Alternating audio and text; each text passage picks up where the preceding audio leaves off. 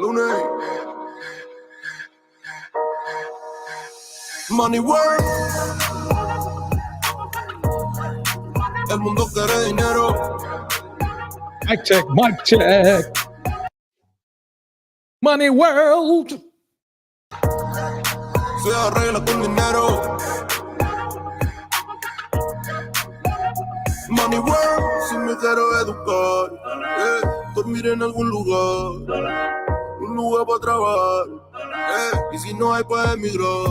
Todo money, money, todo el dinero. Solo un par de gente se lleva el botín entero. Funny, funny, pasa verdadero. Si tienes lo verde siempre llegará primero. Pero llegaremos antes o después. Solo a lo suyo, que Dios te lo ve. Que por más que tarde lo veré caer. Somos malos buenos y tenemos fe. El dinero ya lo veré. Yo vendo mi alma, lo lograré. Seré el más grande, no olvidaré de dónde vengo ni cómo voy. Money work. El mundo quiere dinero. Money work. Se arregla con dinero. Con dinero. Money work. Yo digo las cosas como son. No quiero ninguna aceptación. Tampoco vengo a pedir perdón porque mis sentimientos se volvieron la canción. Yeah. No me vale mucho como tú me ves. Sabes, tú me llegas solo a los pies. Para mí ser grande es un interés. Ser un buen humano para mí es un deber. El dinero ya lo veré. No vendo mi alma, lo lograré. Seré el más grande, no olvidaré de dónde vengo ni cómo voy. Money work. Yeah. El mundo quiere dinero. Yeah. Yeah. Money work. Se arregla con dinero. Money work. De corazón. La plata no te hace ser feliz. Yeah, de corazón.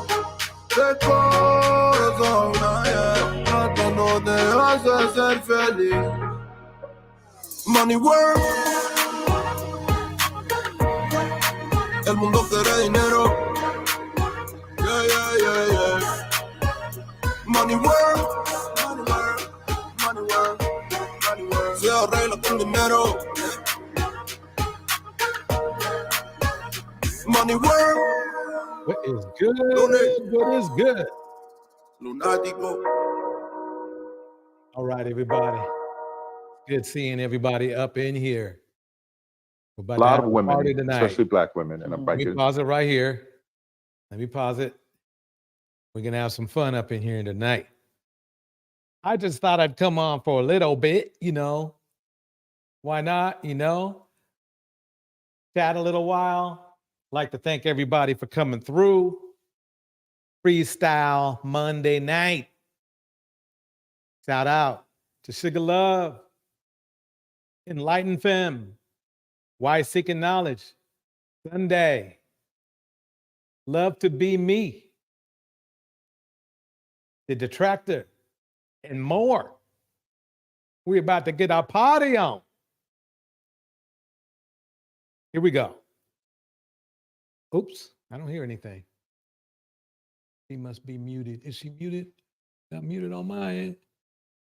See if I can go like there. Pathological lying is compulsive, and the lies don't have a clear motive or benefit. It can seem like lying for the sake of lying. Some people start to believe their lies and have trouble even knowing what the truth is. When that happens, it's pointless to challenge the person on their lies because they may have gotten so lost in the lies that they can't even dig their way out. There's therapy to help increase the person's insight into their lies and identify what triggers the behavior. So for that person, it can be helpful to help them recognize that their storytelling is harmful to others and themselves. There isn't a specific medication to keep people from lying. But if you treat the lying like a compulsion where the person becomes very anxious if they don't lie or uses the lies to compensate for some obsessional thinking that they have, then it's possible that they may experience some improvement from taking an antidepressant similar to what we use for treating obsessive compulsive disorder. Pathological lying is compulsive and the lies don't have a clear Let me pause it right there. You heard what the doctor said. Pathological liars. It's just the way things are. Please do. Thanks, Sugar Love. Please do hit the like on your way in. What do you guys want to talk about? Let's talk about anything. If you have a suggestion, feel free to put it into the chat. A suggestion. Let me get some shout outs out of the way. I think I got everybody though. I think I did. So let me keep it going right here. This is from Your Triggered. Check it out. Fucking heterosexual. He's like, we don't need women to survive. I'm like, well, you know, life is better. He's like, we don't need them. Like, what's the point of living if there's no women? You don't need that to survive. But there's no point in living, so you're not going to want to survive. But you can survive without them. Why would you survive if there were no women? Why would you even do it? There's other ways to derive pleasure where you don't need females. Day 1,000,001, where I'm wondering how men let a man that is clearly unhinged and mentally damaged advise them on relationships and how to be men. Myron and Fresh and Fit has got to be stopped. But I'll tell you this, Myron, I've seen some of his older pictures, and he was an awkward, geeky looking, below average looking male that I'm sure was curved by every pretty girl that he tried to engage with. And so now that experience has created a deep-seated hatred towards women within him, and an even deeper hatred towards women that he views as attractive, which is why he attempts to have pretty women on his podcast and calls them names and yells at them and uses his very toxic masculinity to intimidate them. He tries to humiliate them and make them feel like they are nothing, just the way that he felt like he was nothing when these same type of women ignored him. But you notice that when he's faced with a man who doesn't agree with him, he doesn't have any of that energy. And it's crazy because you hear a man say, you don't need women, even though you need women. But he says, no, you don't need them. And there are ways that you can derive pleasure without women. And y'all want me to believe that this man is not closeted?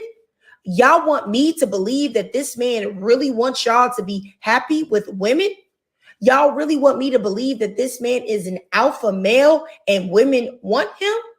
And you as a man should really listen to his advice and apply it to your real life?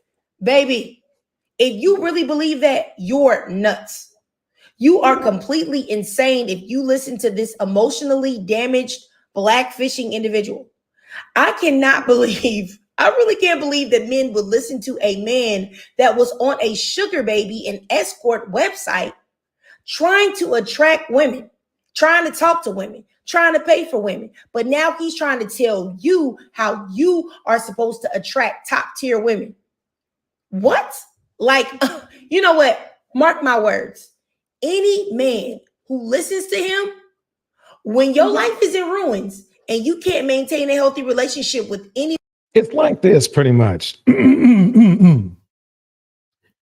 are a lot of illogical men online. There are a lot of illogical women online. But basically, we're talking about men right now. Basically, the problem is that when men become losers, they become even more toxic than they usually are. Instead of seeking out a goal or a reason to make themselves better, they seek out a goal or a reason to be shittier. And that's the problem with a lot of men in the manosphere and in this space. They literally have no life. They literally have no life. Let's keep it going. Any woman will look back on this and realize that it's your fault. And then realize once you really come to that realization, this man is going to pop up like the boogeyman and say, surprise, surprise, I play for the other team. Come join me now. Yeah, what I've learned is the most toxic men are the most sexually confused men. If you see them insulting men and women consistently, I guarantee you they have some type of sexual disorder as well. Whether because they don't want to come out or they are confused about their own sexuality. I'm not saying they had sex with other men. I'm just saying basically they're confused that maybe they can do that. You know, I've seen them all over the manosphere. In fact, I think it's really one of the core psychological concerns they have, because, you know, I mean, it wasn't me, you know, who was the first person to point out something like this. We need to start advocating for men who want to be with men. I understand the impulse, brothers. I do. But our women are not showing us. I don't care what they say. What are the women showing? Yep, that's exactly true. You know, and it's okay. It's okay. I mean, you know, it's okay to dance around and do your thing. You man is for men. I mean, here you go. That's what you guys want to do. He looks a lot like some dudes I've seen on D's live stream. Yep, he sure does. Yep, look at him go. Look at him go. Look at him go. You know what I mean? Let's keep this going. Here we go. Let me stop playing, but I'm serious. If you listen to him, you are going to alienate every woman that you come across. I'm telling you, listen to me. I'm not hating. I'm a married woman. But you know what? I digress. You know what? Just go to my TikTok and follow me. Go to my YouTube, follow me and subscribe. If you cannot donate to my Cash App above that you see on the screen, that's no problem. There's a Cash App. There's everything. Protect Black women. Yes. From your trigger, give her some love. Give her some love. Okay. Just do me a free favor and follow the things that I just told you. It will help me greatly. And as always, drop your feelings, thoughts, and comments down below. Oh, and one quick thing. For the red pill men that I know are going to find this video that say, oh, go ahead and get on his podcast so he can talk to you. He treats women like crap on here. So why in the world would I ever go on this man's podcast? Right. Now, yeah, I mean, that's the funny thing. That's the funny thing. So Kat Tevin says this. Does this woman talking even got a man? She always have a lot of vitriol towards men, especially Black men. And then Sugar Love says, she's married. She's married. Hey, if you guys want to, why don't you guys come up? We can talk about it. Let's talk about it. Freestyle is Friday. I mean, it's Monday, but Freestyle Monday. Boom. There's a link just in case you guys want to come up. Let's see what else we got here. In the mix. In the mix. Here we go. Blueface. Hey, what's up? What's up? It's your girl Neek, and you're tuned in. Oh, wait. I need some volume on this.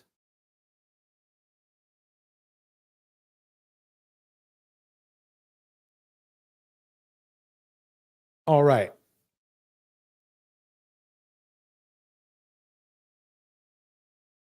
Yeah, Tab, come on up. Come on up, man.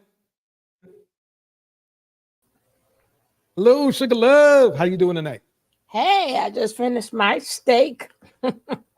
I heterosexual. He's like, you don't need women to survive. I'm like, well, you know, like, I don't know how that got on. Yeah, I bet that was good. I had my steak yesterday. I know. That was good. Oh man. That's what made me cook it. You was like, oh, and a salad and blah blah blah blah blah blah. I'm like, okay, okay. So yeah, so you said, all right, you gonna do that? But see, that's what happened. I mean, what happened is that people be talking about food in the chat. They don't think I caught it. But I had some string beans and some broccoli. Made it nice and healthy. Yeah. But I'm sorry. Go ahead. But this guy, right? I mean, like, how do you argue with another guy, right? And they saying, nah, it would not be the same. I need women. You're like, no, you don't. Like, I can see you arguing back and forth with a woman saying that. But how do you go back and forth with a man when we got other ways? Right there, I would have ran if I was a man. Soon as you say, "Oh shit, I didn't know." I know I was joking with you, Tevin, because being that she said it, I put it there. I was joking with you because she said it. I'm married, but if a man says we got other ways, me as a man will run immediately. But what you talking about? What you talking about? Yeah, but Tavon, really, what's Tavon would come up so we can talk about his concern, because he says, "Does this woman talk even got a man? Why does every time a woman talks negatively about a man's nature, they think that they can't get a man?" That's weird. And it's weird. What's even more weird is I usually hear it from red pill dudes. Red pill dudes, they will go over to, like, they will be on somebody's channel where they are literally calling black women 304s and HORESs and all this real, this disgusting stuff. And then when they hear somebody say, there are some black men that are disgusting, blah, blah, blah, blah. Where did all this vitriol come from? It's like, it's weird. It's like they hear one part, but they don't hear the other part. I get the most. It's funny that this is what I've noticed. The ugliest men make the most comments about the way women look.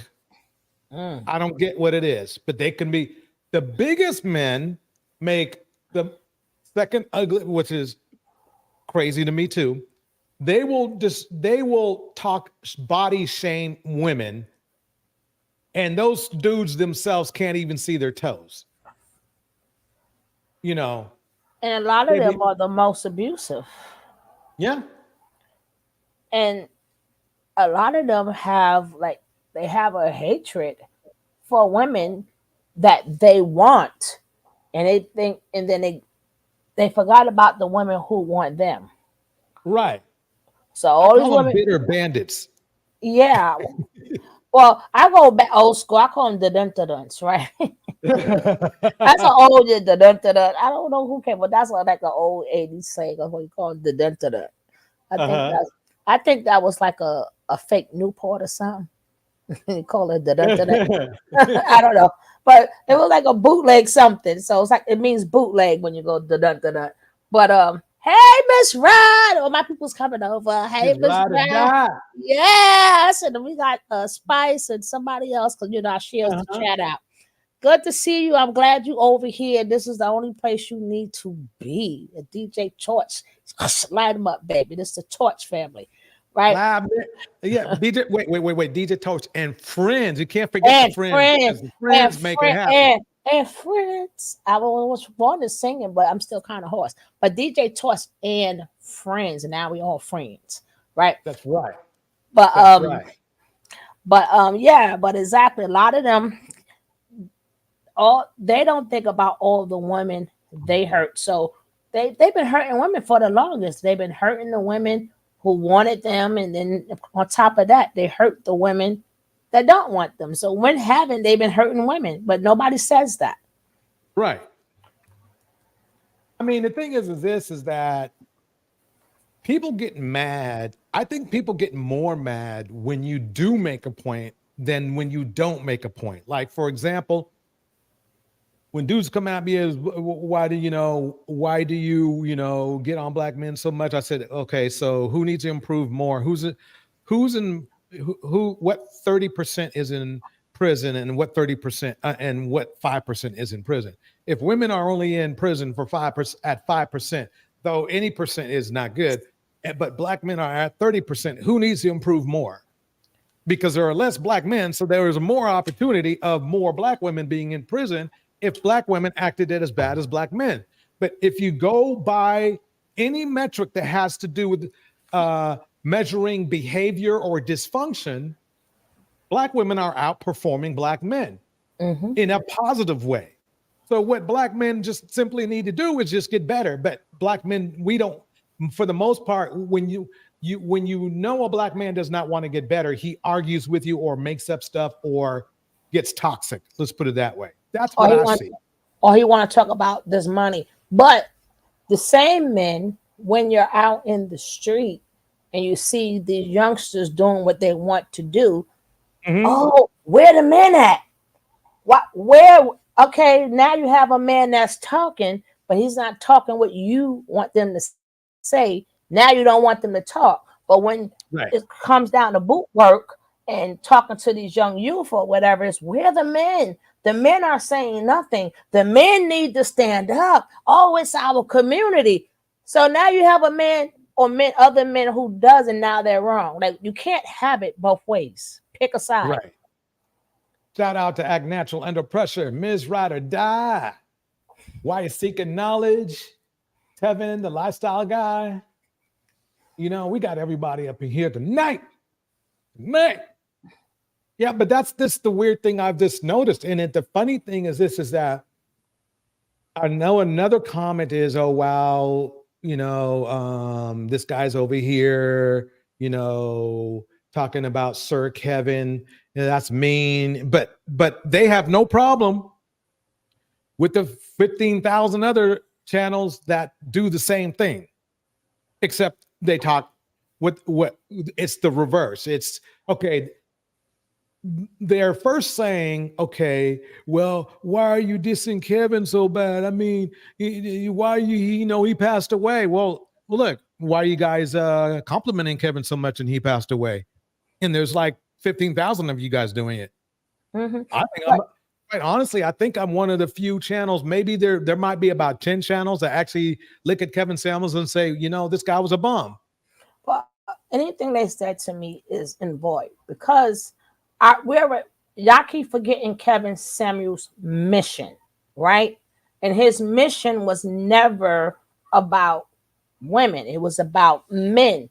But even he knew he couldn't save y'all men. So his mission, even though he changed up to make y'all feel better, because that's where the money is at, but that was never his mission. So the point that he gave up on y'all, I don't have to hear what you guys say anymore because he gave up on y'all.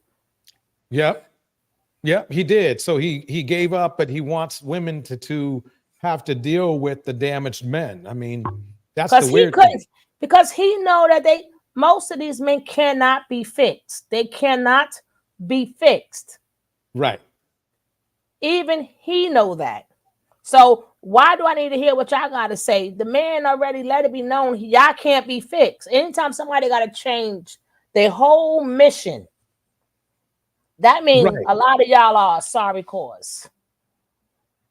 That's true. I mean, and they don't want to go over that. They don't want to go over the fact that he started off by trying to teach men how to clean themselves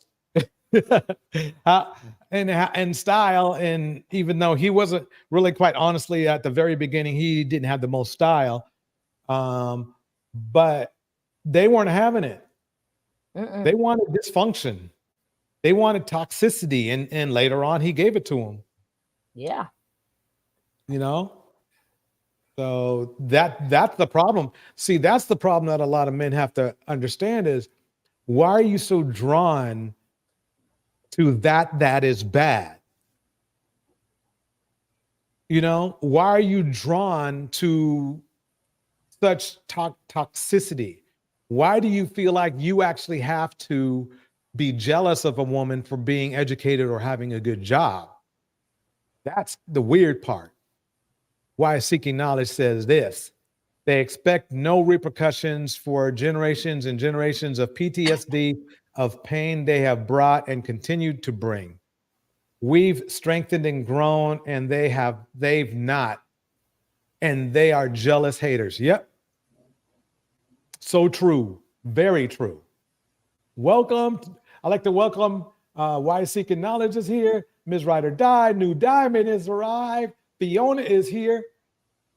Act Natural Under Pressure is here as well. So yeah, we just kind of freestyling tonight. I think a lot of them also, if we take it back, a lot of them too, if we go back into the slavery time, they think that they want to know that, because a lot of their women were submissive, and they want to know what that feels like from us, right? Mm-hmm. But the problem is, y'all not supplying us what they Right. supply. Matter of fact, y'all built their houses, right? Y'all built everything for them. But that lady she really didn't have to work. And she had maids, slaves, and the women had to do nothing. So they've seen, all them being, but not knowing that they was really in charge. But we never had that for us to give it to you. Now we always we gave our men more. They just not appreciative. Like, we got beat for y'all. We got whipped for y'all. We got sprayed with hose, water hose. We got bit by dogs. Like, the things that we did for our men, it's like, how are you not grateful? And it wasn't the thing that we did it for our men. We did it for our people. But they forgot everything they said. Well, the black man, you think y'all was never by yourselves. Ever, never. It happened to woman and child, not just the man. Exactly. You will never find an organization where women are not in it that we know of. Exactly. Well said. I mean, it's to me, it's like basically my my group of men, they want to complain more because it's big money, by the way. It's the biggest money on YouTube. It's complaining. More than finding a solution. It's like if my car breaks down, or if I need to fix something in the house, I'll go find an instructional video on how to do that. I'm not going to cuss out the person who either sold me the car, years ago, right?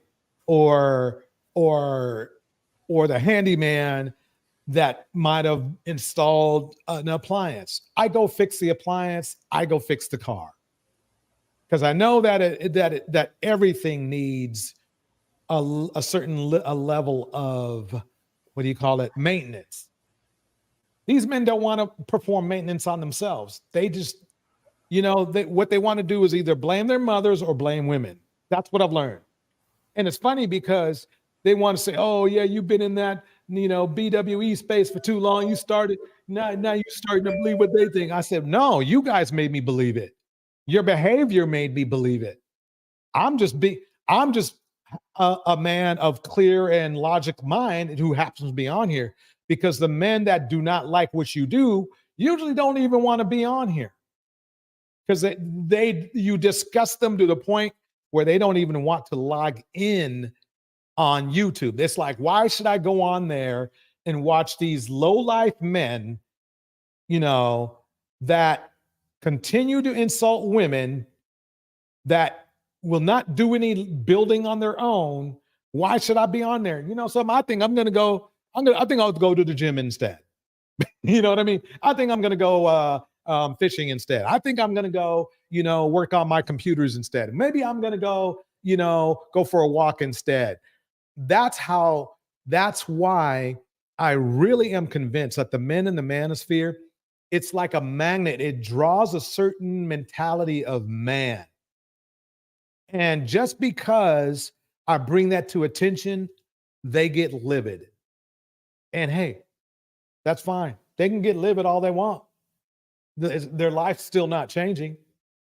Why Seeking Knowledge breaks it down like this. It's an out.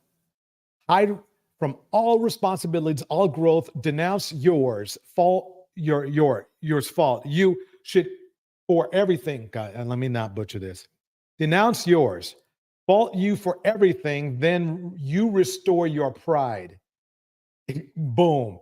Walk with your head high as a man fully absolved. Yep. Bomb. I don't get it. I mean, the thing is this, they should be more worried about men like Diddy, than being worried about women at all. Because it's men like Diddy that make the type of women they complain about. But here's the funny part. And Camel and I were talking about it earlier today. These men are attracted to the women they complain about. They are literally in love with the people they complain at. One example was DJ Academics. He always chooses toxic women. He always gets in fights with them. He always abuses them. And then he complains about them being the way they are, even though he chose them that way. And I believe he's really just the tip of the iceberg of what a lot of men in this space do. Kick a shout out to Lady Rindy in the house. Ms. Ride or Die, Why Seeking Knowledge, Fiona, Act Natural Under Pressure. You know, that's how I feel about it. What are your thoughts, Sugar Love?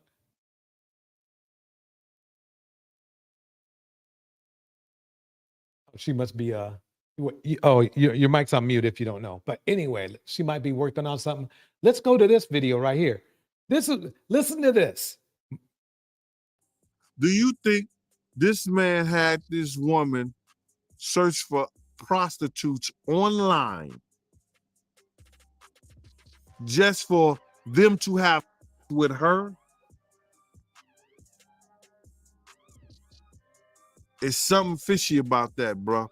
Honey, I'm gonna need you to grab a chair for this one because things just got freaky in the Diddy camp. See, when Cassie mentioned in her lawsuit that Diddy forced her to hook up with male hookers while he watched, apparently she wasn't the only one involved in the freak-offs. Diddy was also getting some big black. And is Usher finally opening up about how he also got an STD from Brother Love?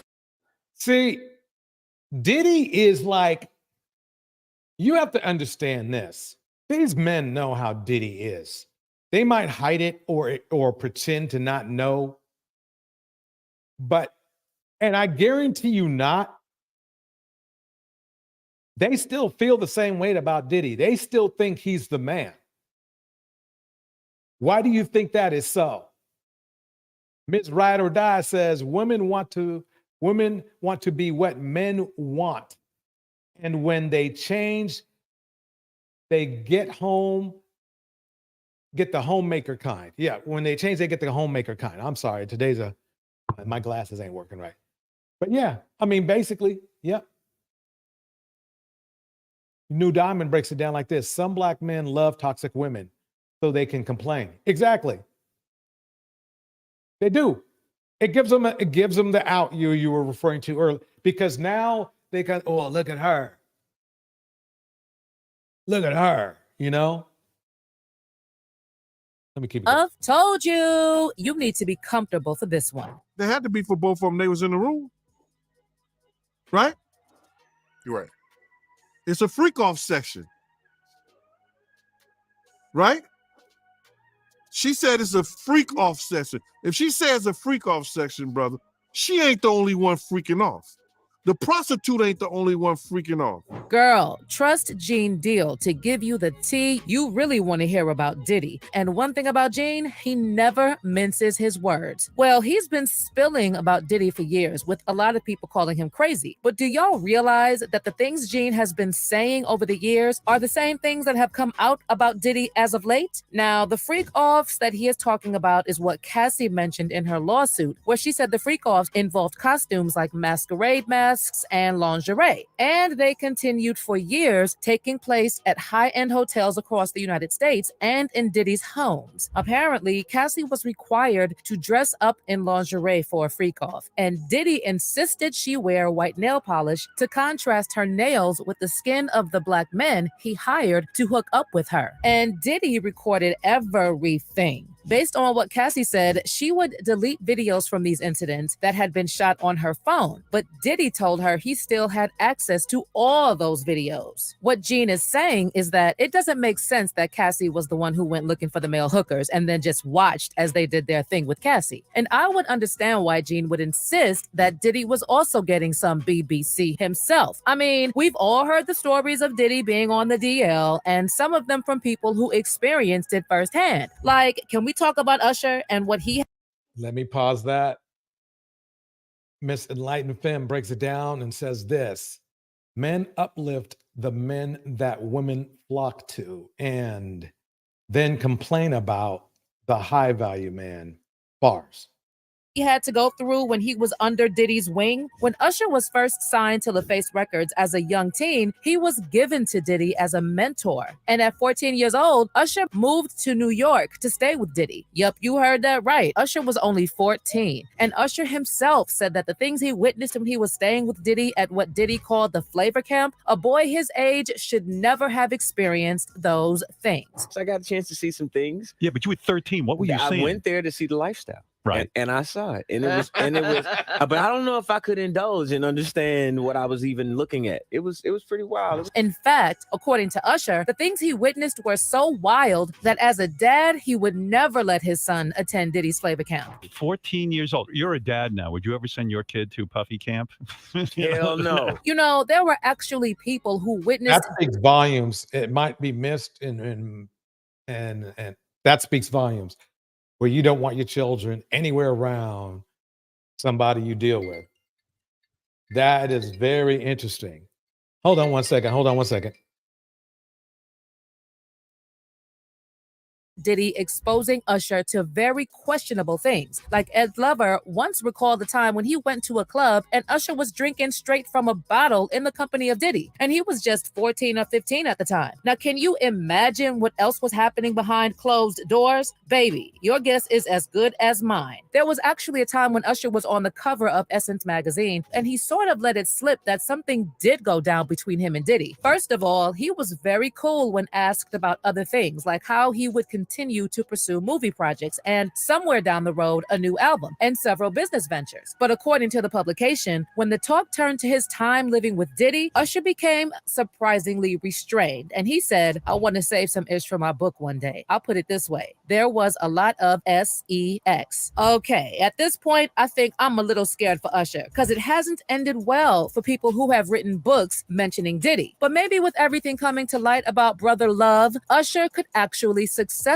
put out a book that would spill all the tea. By the way, it's not just been about what Usher himself has said. I mean, there have been comments Diddy has made about Usher that were just pretty sus. Like that one time when he was telling Kevin Hart about waking up next to Usher. It's my brother right here from day one. We used to wake up and, pause, but like just back in the days when he was like 10 and I was a little bit older, his older brother, we used to fight over the frosted flakes. You know what I'm saying? And there was this other time when Diddy was complimenting Usher, and it really looked like he was also checking him out and talking about Usher eating his cereal in his kitchen. Take your time with it.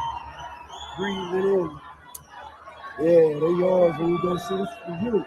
This ain't for nobody else but you. You take that time, boy. I see you. Fly ass motherfucker going Vegas. You were in the kitchen eating all my cereal. Now, there have also been allegations that have been around for a while, saying that Diddy gave Usher an STD. In fact, that is allegedly one of the things that was supposed to come up in the book that Kim Porter was writing, which All right. So did he give Usher a permanent STD or what? The fact of the matter is, are you there? Yeah, I'm back. I'm sorry, I had a phone call. Now, did you see the one with him and Justin Bieber? No, I didn't see that. Wait. Find that one, baby. Keep talking. I'll bring it up. up. Yeah. Now, remember, Usher, that's how it go in this business.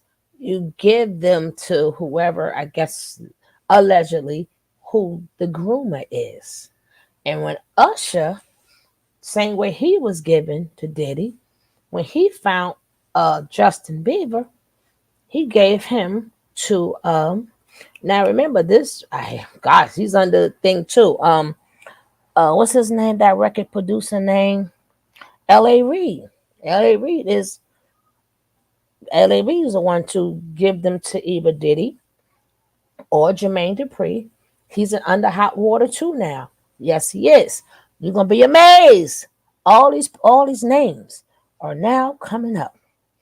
But the one with Justin Bieber looked like he was broken. And you can still see why that young man is broken. an STD is an STD permanent or not. You've got to have contact to get, and yes. Man, okay. Let me see if I can put this on screen. And it's two different ones. When he first was staying with him, and then the one when he was like, and why you ain't call me? But go ahead. Man, this might be kind of, here we go. Let's see what this, now this might be hearsay. I thought I'd rather hear from Justin's mouth, but it's all alleged. See what Jamil says here. Here we go. My one heart making time for you. Let me tell you one time. Hey, and you guys thought I sung bad. Well, and he blames Usher. And Usher, wait, let me go back. Okay. Victims got the courage, got enough courage to come out and tell the world about what they experienced. You know what I mean? So I need you guys to smash that like button. This is crazy. And I'm going to tell y'all right now, I'm not even surprised no more. I'm not surprised. Once upon a time, I was surprised. But Justin Bieber, now you got Justin Bieber. Allegedly, I got to say allegedly, y'all, but I've been reading it all over Instagram, and it's not a surprise because other stars are coming out. The one actor came out yesterday. Now you got Justin Bieber. Justin Bieber talking about you groomed him, and he blames Usher. And Usher, I'm going to tell you right now, dude, if you knew about this and you was cool with having a love affair with Diddy, you knew that Justin Bieber had a talent. When you first heard Justin Bieber and he had the song, One Time, I'm going to tell you one time, you knew at that time that you should have only dealt with Justin Bieber. Justin Bieber was like 6 years old when he first got down with you, and you introduced him. Yeah, bro. Man, I mean, the thing is this. You know, I'll be on it. I mean, how can, And you're gonna have to fast forward a little bit, so maybe so you can see it, and you can see Justin's face while he's with Diddy. I don't know if he's going to show it in the back, or you could. I don't know how long is the video, but you know, go ahead. Sorry. Let's see if he shows any. I think it's just him talking. Let me see if I can find something more on Justin Bieber himself, like coming out of his mouth. I want to hear that. I don't know if it comes, but no, that one is good. It may not come out of his mouth, but there's two of them. The one he like, I can't tell you what's gonna say, but I can't, but it's better to see it. And then it's another one. But Justin looks scared-ish. That's the second one right there. That's the second one. The first one when he was younger, you got to go back up. And this is old. I mean, it's like it's common knowledge on here. Yeah. A clip surface, and we can. Wait. It was a time where I was sipping lean, I was popping pills, I was doing Molly, shrooms, everything, and it was just an escape from. Then when you get 18, you get the house, you get the mansion. Okay, I get the mansion. Yeah. Diddy's secret is out again, and this time around, we're looking at what he did to Usher and Justin Bieber. Now, we all know he mentored Usher and all, but what if we told you that Diddy was also probably abusing not just Usher, but also 15-year-old Justin Bieber? Ready to find out more about Diddy's dirty secrets? Then welcome to Gay Bible, and let's get started. Before we go into details, y'all need to keep this in mind. This is called Gay Bible, so you know. I know. I mean, so 48 hours. Right now, he's right. out That 48 was hours that's the with first Diddy, one. him and his boy. They're having the times of their lives, like where we hanging out and what we doing. we can't really disclose. Okay, now please hold that thought for us because we're coming right back to it. Now, it would interest you all to know that Diddy took Justin Bieber under his care for 48 hours about 14 years ago when the superstar was just a teenager. Now, we all know Diddy's history with teenage boys. I mean, remember what happened to Usher? There to see the lifestyle, right? And I saw it, and it was, but I don't know if I could indulge and understand what I was even looking at. It was pretty wild. Well, it seems like Diddy might have repeated history with Justin Bieber. I mean, first off, Diddy is not to be trusted with young boys due to the past allegations against him from the FBI. But recently, a clip surfaced, and we can't help but feel like Diddy might have done some wrong things to poor young Justin. So first, he gets to spend 48 hours with a powerful and famous celebrity, and that's where the whole thing gets tricky. I mean, we all knew what Usher faced when he hung out with older celebrities as a teenager. It may have been fun. Damn, it's just crazy. It's like, and men love them for. I mean, the thing is this. I was thinking to myself, well, maybe the men in the Black manosphere, or maybe the men in general in life, don't know about how creepy, these superstars are. But it's not. I looked, when you look up their history. Look at this. I mean, it's not like there's some just one or two videos and then the rest are not something else. He's all over the place. That's where they want to be, because that, and then you got to remember a lot of them too, like maybe Cassie. You got to remember a lot of them never tried. Like, remember, I think it was a point where, I don't know if you showed or not, they were sitting in the car first time they made, like, take this. And people don't realize that once they give you these drugs, even forget about the person, your body keeps chasing that same high. And this is the person that's giving you that high. So some of them are aware of what's going on, and some of them are not aware of what's going on to them. But they keep you so intoxicated and high and all these different pills that it's like you become like a walking, you like empty. You're like so empty. It's like just like somebody on the street. You just got on expensive clothes, but the same mindset of somebody that's on the street doing drugs. Dang. Now look at this. Is what kills me right here is Jermaine Dupri's in the mix. I tried to tell you, Jermaine Dupri, you didn't hear me. I said, and Jermaine Dupri name is up too. I got yes. And remember, who did they give after Puffy finished with him? Who did they give him to? Jermaine Dupri. That's crazy. It's almost like a cult of DL men, That's just crazy. Conversations that people are having online about whether Jermaine or anybody that he knew groomed the Crisscross Boys. Hey guys, it's Murad Murali. Hopefully you guys are all doing well today. Back at again with another video. If you have not subscribed, guys, click that button for daily and consistent content. Subscribe to the channel, comment down below, give this video a thumbs up, send a super thanks if you guys wish to, and a trigger warning in place. There's going to be a lot of conversations in regards to different levels of abuse that we are going to discuss in this video. Now, this conversation is resurfacing, which I'm glad. And hopefully I can give a different perspective than anybody else when discussing this, because I can potentially understand what took place when it comes to the Crisscross Boys.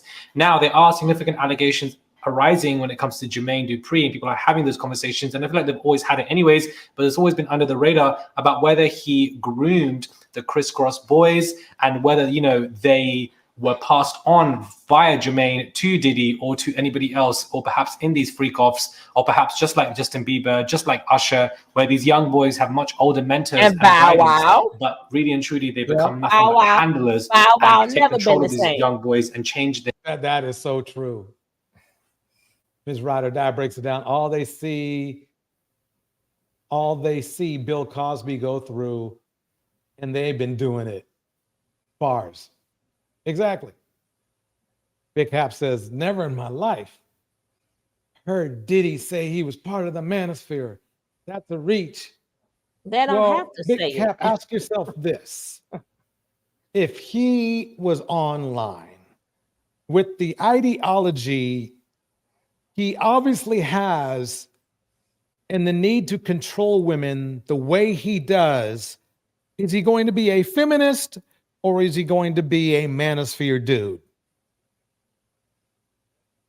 Boom. You answered it for yourself. He has exhibited the same misogynist behavior and multiplicity behavior of needing more than just one woman that the majority of the manosphere has adopted. You heard it from Kevin Samuels. You heard it from Angry Man. You heard it from their, you know what? Their cult members. They're all down with that. I guarantee you, if Diddy wanted to find some men, a group of men that would still defend him or support him, he's coming to the manosphere. I would put money on it. But he doesn't have to say it because you can see it. That's the difference. You know these people have money. They don't have to stay high value. See, these men have to say it because we don't see it. These men don't have to say none of that. You know that. Right. I mean, you know they got bank. So they don't have to keep telling you high value, high value. What's understood don't have to be said. We understand this already. They ain't got to say I'm high value and I got money. We can see that. So that's why these other guys have to say it because we don't see it. Exactly. I mean, that's kind of the thing. I mean, I think it's more of a reach. Let me put big caps. I think it's more of a reach to say Diddy isn't the manosphere type than to say it is. He is the manosphere type. I mean, do they have to be submissive? Yes. He wanted submission. Yes. Yes. He definitely thought he should be bowed to. He definitely didn't believe on being loyal. That's for sure. So women is to be seen, not heard. Yes. Right. I mean, if you think of everything they say, yes, yes, and yes. Yeah, I mean, Big Cap, this is more of a if the shoe fits kind of thing.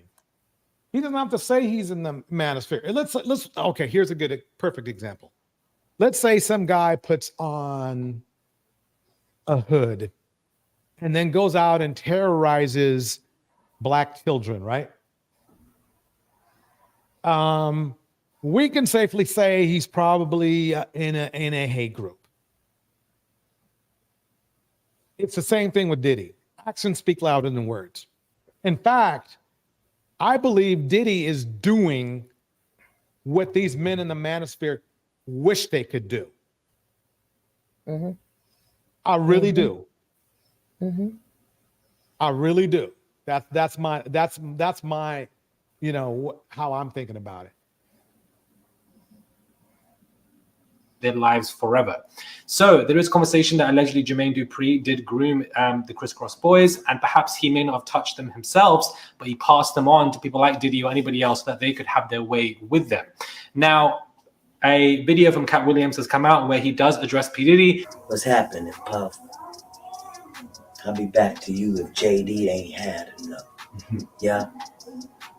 Jermaine Dupri, king of the if you ask me, baby. He also addresses Jermaine Dupri and calls him the king of pedos. And that is a very strong allegation to make. And Jermaine didn't even respond. A lot of people assume that Cat was probably high or something. But irrespective of whether somebody's high on something, to make an allegation like that about somebody would require a response, in my opinion. I'm a drug their off and pick them out and pimp them out to my nigga.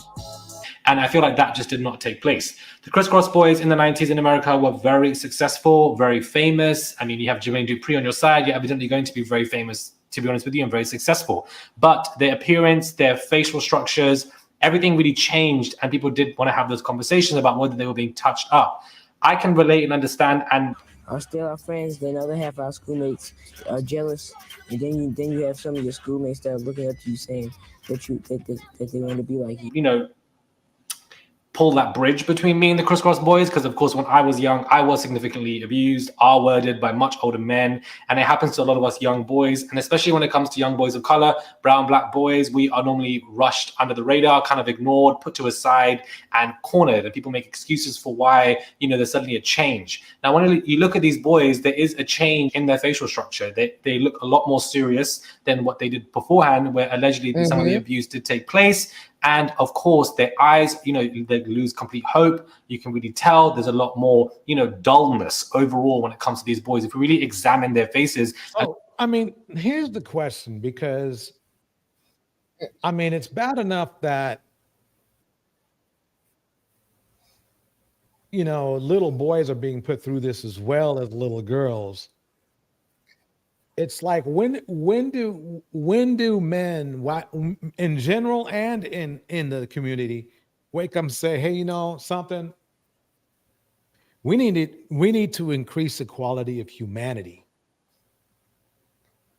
Because it's like here are if you mention any superstar in the rap industry, man, they're either a victim or they're a pedo. It's either or. You know what I mean? Lauryn Hill, she was a victim. You know, Diddy. Well, all of them started out as victims. Yeah. And then they became the victimizer.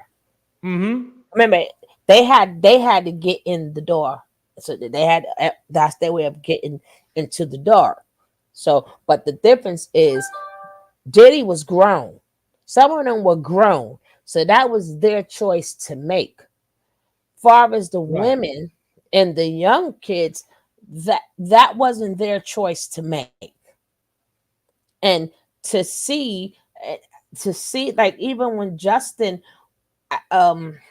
when he was first, oh, it's a non-disclosure place. The next thing you know, they were like, oh, then why you don't call me anymore? Well, he was scared of Ish. I mean, my heart poured for the little boy. Right. And then you see why we as people like to call them drugged out and washed out, but we don't know these things were introduced to them. So you just can't cut it off once your body get hooked to it.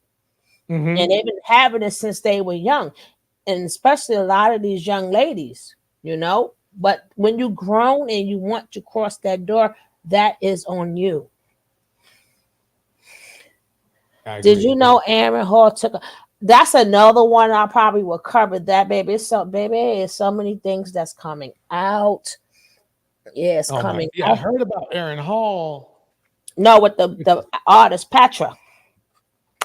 That Jamaican artist. They keep on coming. Oh, you know? Oh, baby, they doing a clean sweep. So damn, that's just crazy. And then we got to remember that's why when you look at poor Bow Wow, allegedly, he ain't never been the same. He has always been off if you notice, he always had problems with JD. 1 minute, that's his father. Next minute, I can't stand him. Next minute, that's my father. Next minute, I can't stand him. Right? If you look at their relationship, you can tell there was trauma. And baby, you know, we ain't gonna get into Chris Stokes, right? Because Puffy done threw him under the bus, but that's another. We're gonna have to do a whole episode on this, my brother. with all these different things. Because there's too much. There's so much tea. We need a kettle. Oh, the black kettle, baby, black kettle. Yeah, that's right. Black baby. That poem was awesome. Yes. Now I got something else for us. Here we go. I know I'm going to irritate a lot of people because but here we go. I'm going to do it anyway. Here we go, folks.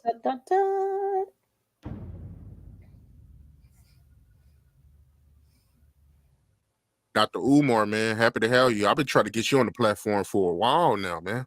Oh, let me pause that for 1 second. Let me pause it. New Diamond, you break it down. You're breaking it down. I haven't heard one person defend Puffy. Right? They're defending him in silence. Yeah. How many men have you seen out there go, oh, F that F that N word? You see what I'm saying? Or oh, he was sick as, or he's sick as hell or something like that. You never hear that from him. So I mean, sometimes you can defend somebody by omitting yourself, and a lot of men have done that. It's like if you go to the manosphere, I think out of the thousands of popular manosphere guys out there, maybe 5 of them have spoken about Diddy. And then they always spin it to blame the woman about it. Like they'll blame the victim. It's And never not just, oh, Diddy is trash. They won't just leave it like that. that, and you have not even seen them even did like an update. I mean, you don't have to apologize, but at least because we know it's going to go against your gay Bible. But they haven't even spent it to whereas y'all were wrong on most of the cases. Y'all be wrong. Yeah, Even with the Kiki, y'all was wrong. they was dead wrong. Y'all always wrong. And then you got these mammies that's, I'm like, what is wrong with y'all? Why are y'all sending these innocent kids to these crazy psycho men? Like, you want them to do well for who? You getting them ready for who? Like, where's these men you want them to be so good for? Where they at? Right. Big Cap says Umar made not 1 but 2 baby mamas. How can you praise him? He didn't marry any of his kids' mom, but it cool for him, right? No, I didn't say that. All I said was here's Dr. Umar, and I know there's some I have for a fact known that there are some women that do not like him. So, I mean, Big Cap. No, it's okay to make an assumption. Actually, you're making the assumption. You're just voicing your side of it. Yes, good. I appreciate you doing that. Let's see what he has to say, though. Here we go. We don't have to Yeah, do I'm things doing this according to interview in when you Philly. want it. Yeah. I'm sorry. Say again. No, he said, but you ain't. I say we don't have to do things when according to when you want us to say it or do it, Mr. Cap. This is his show. Right. I mean, Big Cap, here's a good, perfect example. When you see men in the manosphere doing F stuff, right? F-ish, do you check them? And if so, send me an example of that. Like, show me when somebody did something out of pocket and you check them.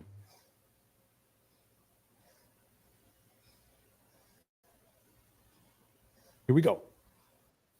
Oh, wait, let me write. The LW Academy Hub for Women says, the shame those men who participated must feel must be crazy. SMH, yep. That's probably why a lot of them are quiet, yep. I mean, the thing is that if, you've heard the whole protection theory that's all out there. Why should black men protect women? Why should black men protect women now?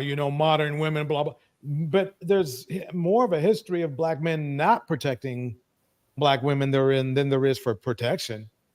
You have to ask yourself, is this if black men disappeared from the black community and there was just women, would black women be better off or not?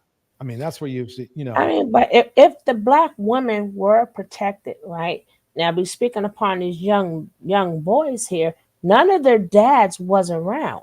So they mother left them in the hands of other men. So if the black women were protected, then the mother could have done her job. Maybe the man could have went with them to these places or stayed on top of it.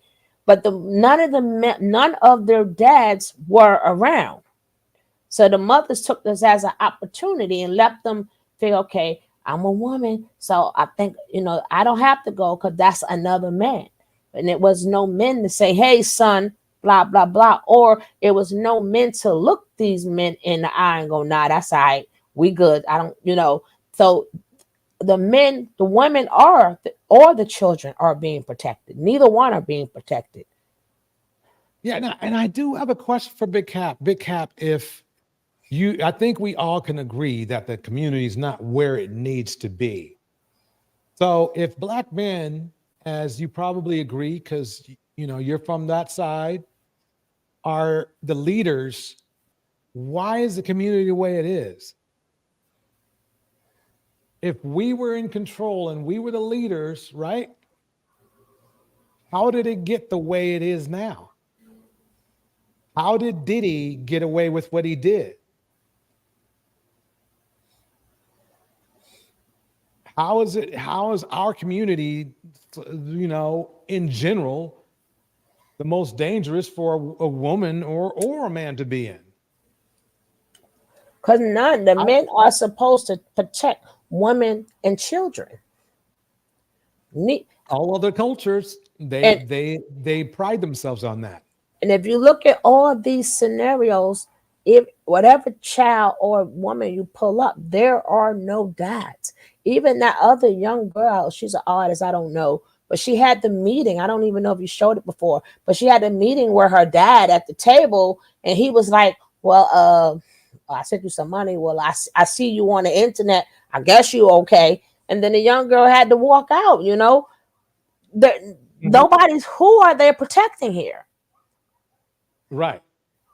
I don't see too many. I mean, I don't see too many, at least online. In real life, I have not. I mean, no, I'll say online because I am not going to say anything about real life because I have seen some good work in real life. But online, I rarely see men checking under men for bad behavior. I rarely do. They usually let it go on and then it keeps going, That you can't, but see, the thing is this, see, I knew I would see the Pookie and Ray Ray argument. I'm glad you brought that up because there's a lot of Pookies and Ray Rays. Somebody's got to check them. You can't just keep passing them, passing on them. You could easily say Diddy was Pookie, Ray Ray on steroids, but still, I mean, you still gave him your money, still danced to his beats, Yeah. So that's the thing. It's like until this is my theory, until Black men start checking Black men respectfully, by the way, I'm not saying to get in a doggone gunfight, but until Black men start checking Black men, nothing in the community would change. If all Black women in the community started being perfectly submissive and all that other crap they want, right? You got to take that. You got to take that out, Big Cap. The NI thing, that spam in the channel. You got to delete that. Yeah. Write it any way you want to, but you can't write it like that. Yeah, because the algorithm will pick that up. Okay, Big Cap, here's a question. I can't display that, but what I'll do is so you're saying because they the dudes who messing it up. Okay, what percentage of the Black male population are Pookies? I'll wait for your answer. Meanwhile, I'll read New Diamond's message. I'm seeing more homeless straight Black men, as he put straight in quotation marks. Okay, Black men on Los Angeles trains every day, along with the mentally disturbed, scaring me and the poor white tourists. Okay. She is so right. That's how it is in New York too. But I don't like to always say Pookie and Ray Ray because them are legit nicknames, right? And all Pookie and Ray Rays are not bad. Them are legit nicknames we had back in the days. Ray Ray. So all of them are not bad. So we ain't gonna just title it because we don't want to see somebody named nickname really is a Pookie or Ray Ray and assume that they are right. You know right. You know what my problem with it is it gives Black men that are really Pookies and Ray Rays a way to say they are not. I mean, think about it like this. really, Kevin Samuels admitted he was a Pookie and Ray Ray. He was. You could only deduce that he was. Did he take care of his family? No. Did he have a rotation of women just like Pookie and Ray Ray? He did. And he's also the same man. Do men strive to be Kevin Samuels? They absolutely do. And he's also the man that said woman hit a wall, but didn't his mother get married at 50-something years old? Yeah, I mean, I thought we hit a wall. How did your mother get married with a child? You. Right. Right.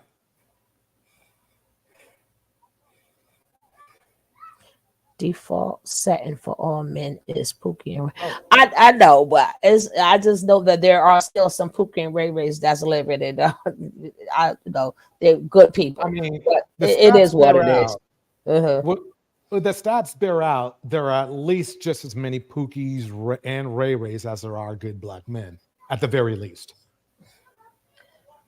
At the very least, there's just otherwise if Pookies and Ray Rays was just such a small amount of black men, right? 2 chess pieces get moved. One, if it was such a small amount of Pookies and Ray Rays amongst black men, right?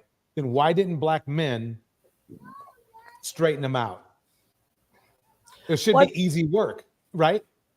I mean, Pookies and Ray Rays are outnumbered, right? But they're jealous of the Pookies and Ray Rays. That's why they can't wait to bring them up. Pookie and Ray Ray is everything who they want to be in reality. Pookie and Ray Ray got that game. Pookie and Ray Ray ain't got to spend no money. Pookie and Ray Ray living rent free. Pookie and Ray Ray got women buying their clothes. They're not out there doing all the bang bang. So they got to work hard to get a Pookie and Ray Ray. They are so jealous of Pookie and Ray Ray, but they can't stop them. They're so mad at Pookie and Ray for getting every girl that they wanted. So of course you're gonna throw dirt on their names, but Pookie and Ray Ray is out there like Jody. You know who Jody is. Remember Jody from back in the days? So Pookie and Ray Ray being Jody's while you out there talking crap, Pookie and Ray Ray with your woman. Right. Taking your money and spending it on him. Yeah, that's a good point. What is the original definition of Pookie and Ray Ray? Let me see their nicknames from back in the day. That's what grandma called. Come here, Pookie. Them are legit nicknames. It just so happened that the people, when you named them, that lived in a ghetto area or whatever, so they associated with that because they'll be on the corner or whatever. But it wasn't a negative thing. It's a legit nickname. Okay, so Pookie, a generalized broad term describes societal nonconformists, usually ex-convicts, jobless, unfaithful, ghetto, dregs, incapable of social graces, commitment, gainful employment, absentee father, baby daddy. This is the thing that this is where it gets confusing and convoluted because a lot of the men that these men in the manosphere and everywhere and other places respect men that technically fall under this.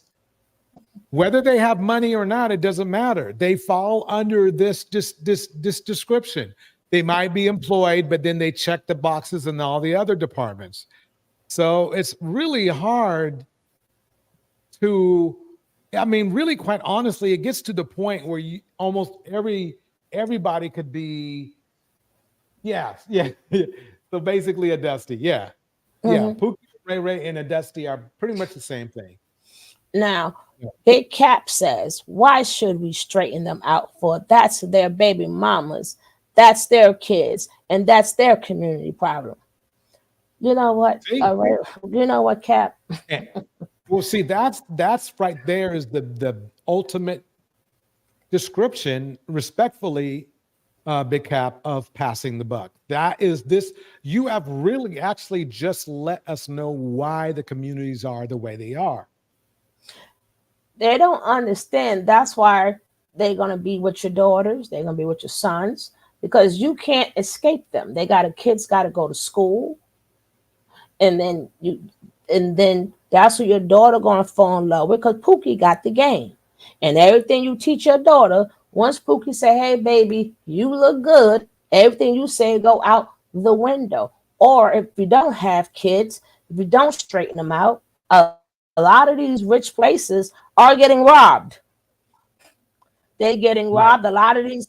So you need to straighten it out. They don't stay in one spot. They move around. I mean, Big Cap, you would think that would be the first thing we would want to do is straighten out the weak link in the community, just like when you play sports. I don't know if you play sports, Big Cap, but think about it like this. If you're playing sports, you're only as good as your weakest link. So what do? You coach them up. You make them better than they initially are.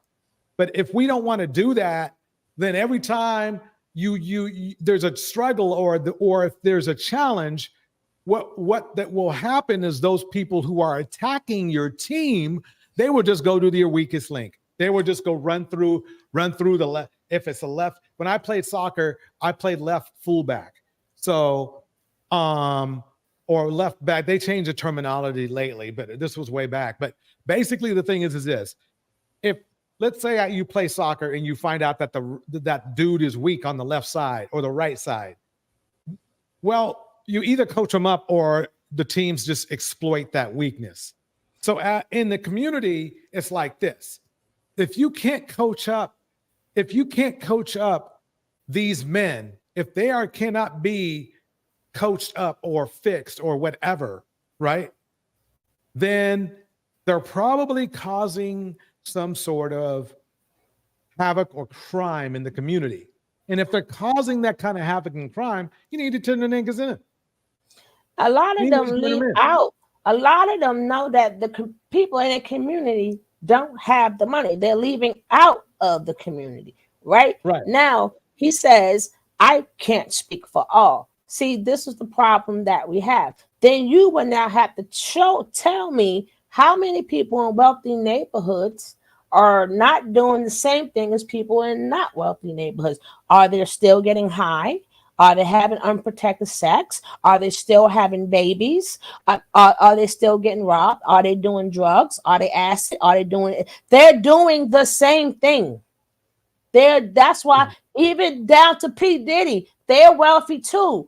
That doesn't stop them from doing drugs and alcohol and the same exact thing, just on a bigger scale, because you have more money. There is no such thing as a protection because we're in a wealthy community. Drugs go everywhere. People have sex X everywhere. You ain't stopping them from doing it. It happens. He's in an imaginary world. And I see a lot of them in the imaginary world. They listening to the same music. The same music. They bop into the same music. They're doing the same thing. Molly Percocet. They got the best doctors. They could get it quicker and even better. A lot of times their parents are so busy, they don't even know what's going on with their kids. So, and Pookie and Ray Ray introduced it to them, and they buying it from Pookie and Ray Ray and taking it inside of these wealthy communities. So I'm not gonna I'm gonna leave Big Cap alone because he's making a point that's not making a point when we're trying to really save our kids and our communities. And that doesn't matter if you are wealthy or not. It's how many of these rich artists, I hate to say, their children are SUD aside. You know what I'm saying? Because it's too much.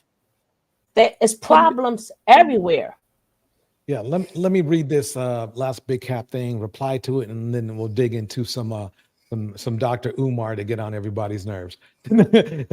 But if that's the case, DJ, why do you BWE? You should build up men. Well, I did for a very long time, as I think we had this conversation before. But there's a point in time where think about it like this. I think this is really, quite honestly, a question you should pose to about, I don't know, 1,000 other black male channels in the manosphere. But I simply put, really, quite honestly, I put in my time. I put in my time in real time. It wasn't on YouTube. No, it wasn't on YouTube. I will tell you that. But through, let's see, 1987 to 1987 to 2013, I was putting in that time. I was putting in that work. I was either in a school district working for and around kids, a lot of them being young black men, trying to help them out to learn using learning technology, and being lead on some learning technology for them. Or I was a coach, or I did seminars for whenever requested to. So I put in my time. So why am I doing what you call BWE? Well, many people say I'm not BWE. So let's make that clear. Many people don't. I do like to work with women for one logical reason, is that women are more logical than men right now. And I know you might be in a disagreement of that. But when you look at the stats, and you know there are more women than men, meaning that there's more interaction between women than there are with men, right? By about 2 million. Because remember now, the manosphere loves to talk about how black women outnumber black men, and that's supposed to be like some leverage, right? But if that's the case, then why are our black brothers having a harder time? Because we say we do, right? And we're more incarcerated than black women. See, I hate to point towards incarceration, but it's one of the few metrics that tells you the mental stability of the same group of people to compare. If black women were more crazy or more violent than black men, there would be more black women in prison than black men. There's no way to get around it. There is no way to get around that. If black women, right, committed more crimes than black men, there would be more black women in jail. It's that simple. Because there are more black women there are more black women there are more black women, so there are more options and opportunities for black women to do the same thing black men are doing. But black men, being less black men, are doing more in a very negative way. So what we need to do is find a way to fix that. But instead of black men wanting to focus in the manosphere with fixing other black men, they turn around and make them worse. That's the problem. And that's why the manosphere hates my guts. Because that is a problem they do not want to solve, because they know it's a lot more work. It's a lot easier to bash black women than to fix broken black men. It's just that. That's just the way it is. And they hate it. They hate me because I'm just going to say it. I'm just going to say it. It's just the way it is. Sooner or later, either we need to repair our own men or we don't. I already put in my time. I'm done. If somebody asks me for help, hey, my young kid would like to, he needs to be mentored up, he wants to get into soccer, I'll give him all the information they need. Send the parents and the kid on their way. I'll do that. But for me to put time in on dudes that see men like me and men like Russell Wilson as simps, you can't do nothing with that. These men have more respect for Future than they do Russell Wilson, me, Obama, regular dudes that just want to be known as being good dudes. You can't fix people who think like that, Cap. You can try. You guys might be able to fix them, but I can't fix them. You got to be to fix somebody. They got to be able to listen.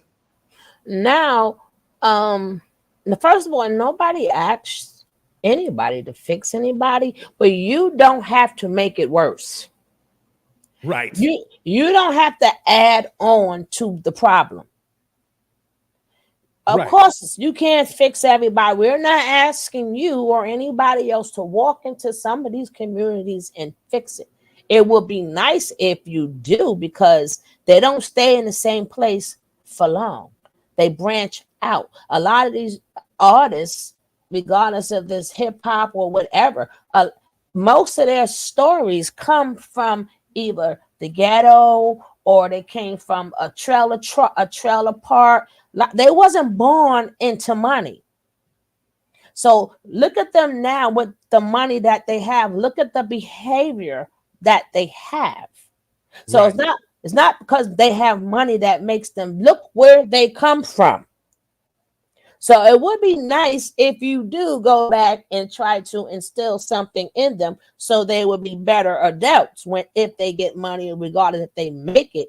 But if you choose not to, that's okay. But do not add to the problem. Nobody. I don't see nobody up here saying, you know what, going back and fix them. If you want to, you can, but you don't have to make it even worse. Don't add to the problem. Yeah, Big Cap, take this back to your friends and ask them how and why is complaining about Black women, knowing that Black men have just as much or more issues. Ask them how complaining about Black women is fixing anything in the community. Because you know what it is. It's like, it's funny because they'll say, "Oh yeah, we're here for the community." That's what all the red pill guys say. "Oh yeah, we're here to change and be better men and all this kind of stuff."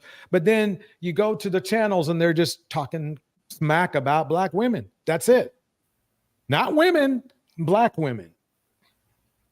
They might they might single out a certain woman of another color or something like that, but for the most part, they're complaining about Black women. So how is that fixing anything? Because basically, I mean, Big Cap, are you married to a Black woman? I think you are, right? Wait, no, that's right. You're not. Holy shit, that's right. Oh, correct me if I'm wrong, but you're not married to a Black woman, are you? I can't remember. I thought you said you did, but then somebody, I think, who knows? But anyway, let me know. So it's not a myth. Let me know. Anyway, let me go ahead and play this Dr. Umar. Here we go. Yeah, man, I've been trying to get you on the platform for a while now, man.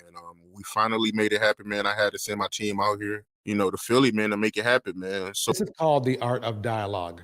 Here we go. With that being said, man, let's get right into it. So, speaking of Philly, man, you being from Philly, how do you feel about the situation between Will and Jada? When I think of what's going on with Will and Jada, I think that first of all, we have to understand when people love each other, if they genuinely love each other, and if they're married, there is a natural psychological tendency to grow apart. Will and Jada have been together for a minute now. It may very well be a situation where he has outgrown her and she may have outgrown him. I know when most people think of marriage from a religious perspective, it comes with a narrative that you're going to stay together forever. As a psychologist, Okay, I don't pause. Okay, so he is married. Okay, don't DJ, don't play, bro. I'm married to a black woman for 15 years. I married my kid's mom. I'm not Umar. Cheers to that, Big Cap. I'm gonna leave that up there for a minute too, just so everybody sees it. necessarily endorse that view. So, because so then that's weird, Big Cap. I mean, obviously you were able to find yourself a good black woman, right? So why do you hang out with people that literally, if they saw your black woman, you know, on the street, would cuss her out? That's the weird thing. They would literally disrespect her and cuss her out, or hit on her or something like that. So how do you put yourself to hang out with guys like that? I'll let you answer that. Here we go. if you met each other at a certain point in life, it should be acceptable or at least understandable that two people can grow apart. From what I've heard, they do not have a prenuptial agreement. If that is true, that Will does not have a prenuptial agreement, that helps to understand everything that's transpiring. I believe the reason he's still with her at this point is to safeguard his estate, which he should. And I think the reason why she's being so disrespectful, blatantly disrespectful, bringing up Tupac's proposal, why is that coming up now? Saying Chris Rock tried to hit on her. Why is that being said to the public after this man and your husband got into an altercation at the Emmys? From what it looks like on the outside looking in, and I have nothing against Jada at all. Obviously, I'm a Will Smith fan. Only actor in American history to garner 10 consecutive #1 box office hits. Nobody has ever done that, not even Denzel. Will Smith is the only actor to do that in American history. And on top of that, yeah, and you know, it's funny. And as much, that's the funny part to me, is like these guys have no smoke for like other men that have had really, like, for example, the owner of Tesla is very messy. He's a very messy man. No smoke for him. No smoke for Amazon, dude. No smoke for Future. No smoke for Hotep. Hotep, what's the guy I'm thinking about? Canon. But no smoke but I- for them, but for some reason they have smoke for Will Smith. I don't know But what it is. let me explain something. What people are failing to realize is the smoke is not for Will Smith. Will Smith is being protected. The smoke is for the Fresh Prince. So she's speaking upon when he was the Fresh Prince. There were two different personas. That people don't understand. The minute when he popped Chris Rock, and I have a video that dates it. I said what they did was reintroduce the Fresh Prince. The Fresh Prince is the one who has the record. The Fresh Prince is the one who's a fighter. The Fresh Prince is the one that they will tell you he knocked out more men than Floyd Mayweather. The Fresh Prince is the one who has the temper. The Fresh Prince is the one who's. So that's why all of this came out. That if you look at listen to everything that she's saying when stuff went on, that's when she was with the Fresh Prince, not Will Smith. Right. So that's true. People confuse the two. That's why they kept all of his stuff under wraps. Nobody knows anything about the Fresh Prince. Remember, people forget him and LL had beef. People forget everything. Why he was on tours with everybody else. Why nobody never brought up nothing pertaining the Fresh Prince? Because they had to save his image so he could become Will Smith. So now, being that they're sweeping through Hollywood, they had to make him go back into being the Fresh Prince. And that's why all of this is coming out. That's why he was at the Grammys rapping. He's back with the rap artists, talking about rap again. That's the Fresh Prince. So once they finish talking about all the things, even down to his best friend that was from Philly. Remember, the best friend came from when he was the Fresh Prince. See, people see what they want to see. They don't see what's going on. The Will Smith image is clean. It's the Fresh Prince that they all that dirt is. Remember, if you listen to the time frame, that's when he was the Fresh Prince. Yeah, let me get back to Big Cap again, because I'm just waiting for my answer, because he's married to a lovely black woman for 15 years. His kid's mom, okay? But he hangs out with men that if they saw her online or in the street, would literally harass her. No, what the question is, was that your kid's mother when you married her, or was you married first, then had kids? That's the question. Oh, that is an interesting technicality. I'm going to assume that he got married first and then had a bit. I'm not going to, either way, I'm just going to give him credit for putting in the 15 years. I'm going to be nice. I'm going to be nice. He says, I'm going to be nice.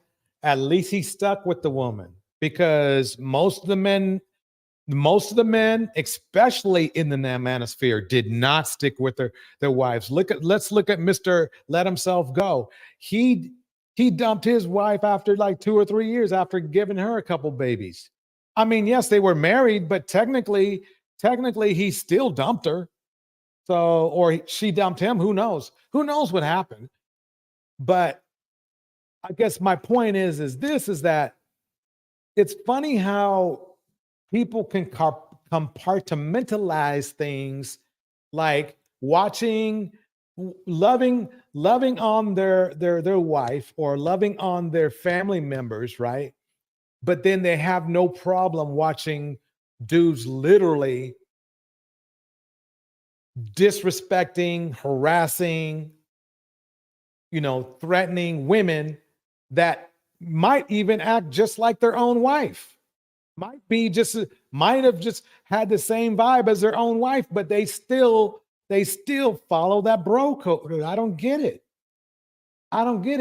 That's the part I don't get. LW says, "Ooh, did you hear the tapes with him? Fresh Prince cursing and calling women." Oh my, yeah, no, I didn't hear those. If I did, it was so long ago. My memory, Okay, let's see. Big Cap did the return. Okay. Married first, then my sons. Okay, were born. Okay. And I chill with them because they are doing pookie activities, and I'm responsible for my wife, not the other men. Okay, wait. Okay, so you're answering two sections at one time. Okay, married first, and then my sons were born. Okay, so we get that out of the way. But then you say you chill with them because they are doing pookie activities, and I'm responsible for my wife, not other men. That's not the answer. That's not an answer. And you know what the next question is, right? Well, how old is you and your wife? I wasn't finished with you yet. How old is you and your wife? I think he's in his mid-30s, from what I remember. How old is you and how old is wifey? Yeah. Welcome, Fiona. Fiona's here. I've noticed I noticed they will do this a lot.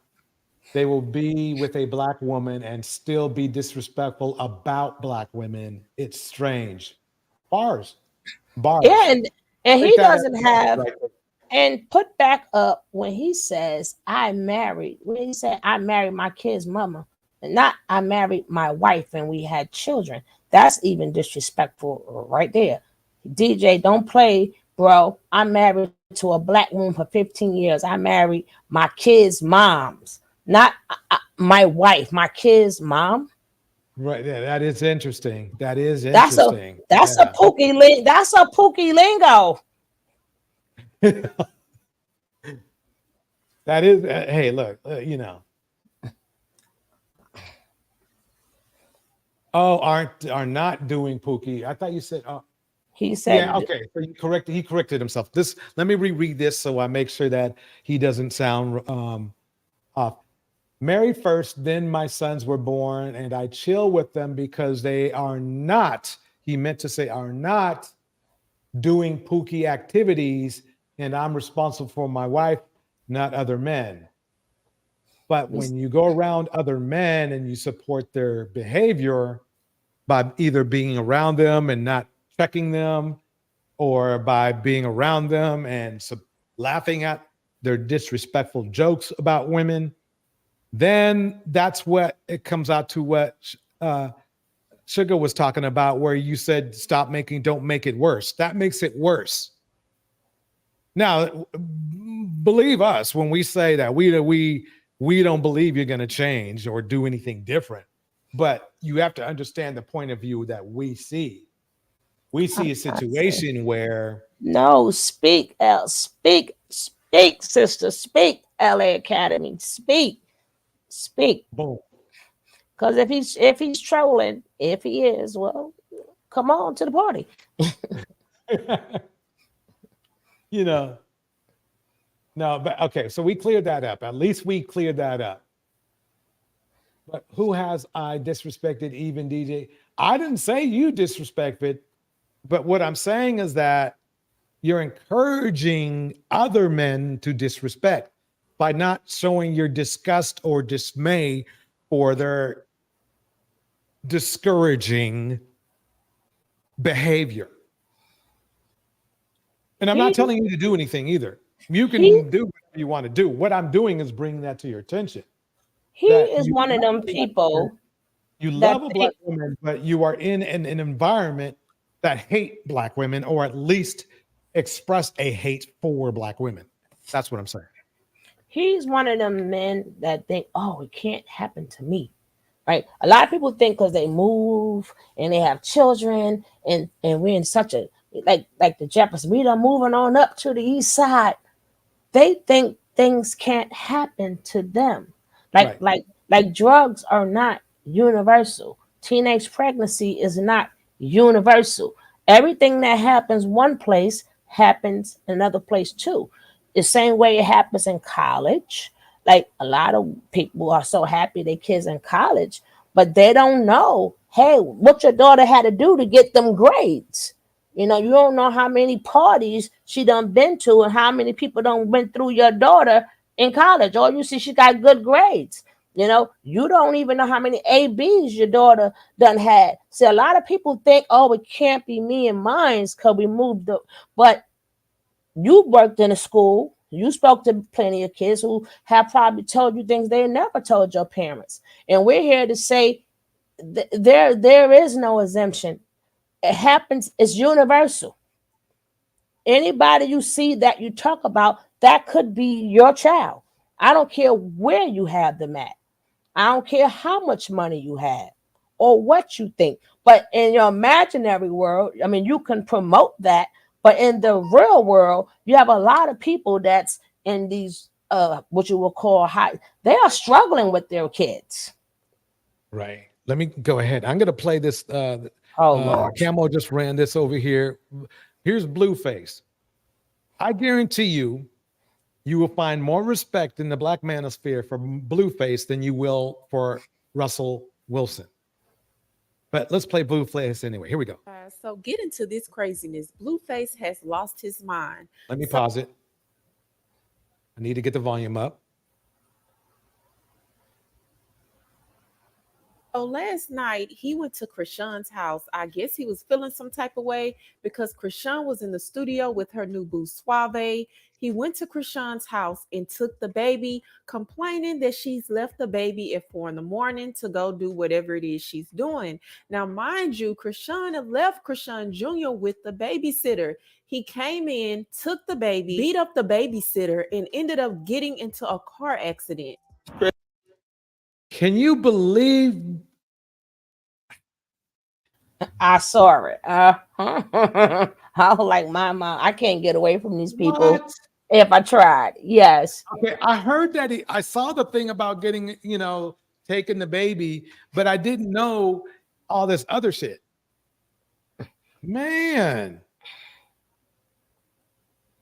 So LW breaks it down like this. Marrying a black woman and staying with them doesn't equal respect when you're hanging with people who openly disrespect them. Bars. It actually demonstrates a distinct lack of respect. Bars.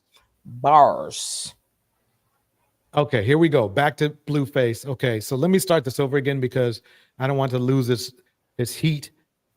Here we go. Okay, you guys, so get into this craziness. Blueface has lost his mind. So last night he went to Krishan's house. I guess he was feeling some type of way because Krishan was in the studio with her new boo Suave. He went to Krishan's house and took the baby, complaining that she's left the baby at 4 a.m. to go do whatever it is she's doing. Now, mind you, Krishan had left Krishan Jr. with the babysitter. He came in, took the baby, beat up the babysitter, and ended up getting into a car accident. Crazy. My son ain't got no parent at 4 a.m. Nobody want to watch him. She got Marsh. She got Marsh watching the baby at 4 a.m. so she could what? Do a verse. And look what the baby has on, DJ. Right. But he's a better parent, though, right? He got a whole sweater on, and look at what the poor baby has on. I'm like, you can't make this up. Let's see. Let me go see if I can get the baby in this mix. You might have to remove the comment. Nobody want to watch him. She got Marsh. She got Marsh watching the baby at 4 a.m. so she could what? Do a verse. That had nothing to do with the baby. Jr. with the babysitter. Watch. He came in, took the baby, beat up the babysitter, and ended up getting into a car accident. Crazy. My son ain't got no. Yeah, he's about. That's crazy. A pamper and a shirt. No socks, no nothing. That poor baby. No parent at 4 a.m. Nobody want to watch him. She got Marsh. She got Marsh watching the baby at 4 a.m. so she could what? Do a verse. See, that's the problem when you have kids with men that are probably safe. You can say he's at the very least a pookie. He will control your life forever. There is not, he knew that all he needed to do is not, he really doesn't care about that baby. In fact, I believe he really didn't want her to have it. So now it's an anchor for on her. She's in trouble. She's going to be in trouble. Big Caps is this. Just like sitting around listening to someone calling men dusty, but not speak. No, calling bandits dusty. I call bandits dusty. Let's be specific here. I call bandits dusty. So there is a difference. Come on now, Big Cap. You know logistics. I know you're smart enough to know logistics and semantics. So come on now. Here we go. Let me get in here, bro. All this so you could do a verse sucks. You a both bitch. My son ain't got no parent. 4 in the morning. Remember now, he left her. He left her. So she tries to find a new boo or does have one. Then he acts like this. And that's how these dudes are. You know, that's how these dudes are. Stopping us because she want to be a bad parent to a bad parent. She want to be. I'm sorry, dude. I think you got her beat. She. Yes. Yeah, close the door. Let's go, Marsh. You gonna get your ass whipped as soon as we get there. Come on. This boy has lost his mind, and He just wants control. That's what he's looking for, and he's getting it too. Well, both baby mothers. But he's like Go that. ahead. He's like that with both of the baby mamas. Yeah. The other girl go through a lot. Yeah, you mean the one that I think she Jaden. Yeah, he treats. Didn't he just dump her too? He's Wait, no, supposed she to quit. have, She quit. but then they back together now because they were just sitting around each other. So he just does whatever he wants to do with Basically, them. he's your typical bandit. Mm-hmm. He's exactly he's. If I needed an example of why our community is the way it is, I would definitely point towards him. But it's really because he's jealous because Krishan is in the studio with her new boo. Now, Krishan breaks down the whole story. So get your popcorn and listen to everything that happened.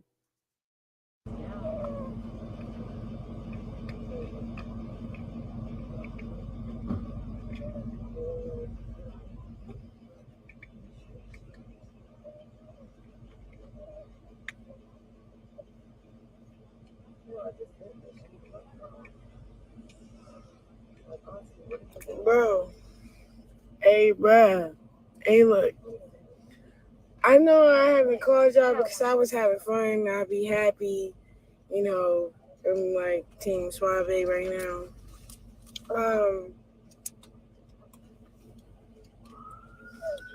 I look crazy as shit, and my lip busted. And it's not from no bitch. But, and I don't like how y'all saying whatever. So long story short, I'm at the studio.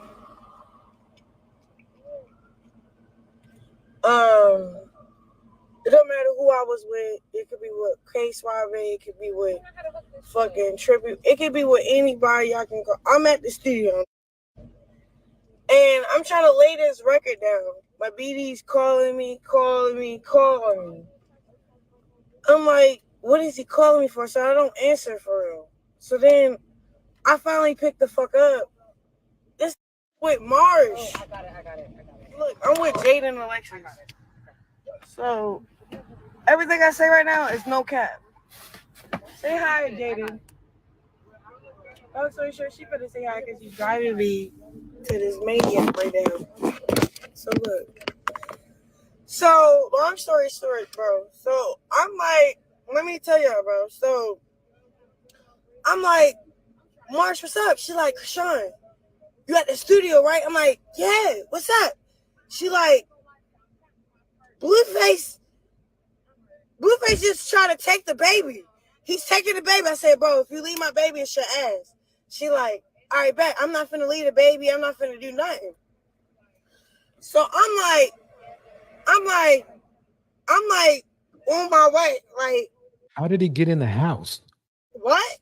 Like, I stay in a cool environment. I have a 5-bedroom house. I have my nieces and nephews that I so happily took in because my sister, she cooks. She's a chef. So I'm opening up a restaurant in 2 weeks. So I moved her and her kids out here. We're figuring out what her housing finna look like, but they're at my mansion right now. That's fine. Long story short, I have to go make this record, so I left my baby with my family at the house. So Blue trying to get to me, and I'm like, I don't really want to be with you right now. I really want to be in the studio. You know, I got the receipts. I always got the motherfucking receipts. See, it sounds like to me she really is trying, whether she, is successful or not, that's to be seen. But it really seems like she is trying to build herself. You see what I'm saying? She could have been anywhere, but I mean, her job is to make music, right? She's in the studio. So what more does he want? He knows that that's what she does. So if she's at the studio, what more does he need to know? It's like, okay, baby, okay, fine. Okay, I just was checking in on to see if the kid was okay. Babysitter, oh, okay, cool. We good. Where and then that should be it. But no. Yeah, but he's not in control. Remember when the girl, the other member, she did a record with him, and the girl Jaden also did a record with him, and then I think they signed it on some type of napkin or something. But now she doesn't need him, so now he doesn't have control, because remember at one point in time she said all the money was going to him, so she stopped that too. So I'm just like, okay, so what's going on? So he's saying he threatening, he been evil blue. He the same that posted my son. So I'm trying to figure out what's the correlation. And you about to take my baby? What's going on? So I never knew like he was finna take my baby out of his sleep because I'm hanging out with my friends at a studio session making music, but I'm with my new father. So, but I didn't bring the baby around. I left him home with my family to watch till I get back home from the studio. Long story short, Blueface beat me to my house before I even can get to my son. Try to take my son. Marsh ain't leaving his side. Marsh stuck in the motherfucking car. Marsh like, I'm in this shit with you. What? Because this bitch on the phone said this is her baby. So I'm finna die for a baby, get locked up for a baby. What's up, Blueface? So, boom. My bad. You want to take a shot? Okay. Oh, hell no. Yeah, I'm taking a shot. Yeah, all right, so we ain't leaving then, because if we take a shot, I don't know what she's scared for real because I kidnapped her for her BD. So look, so then I just got to my phone, y'all, because I don't know what's going on. So then I'm like, he got the baby.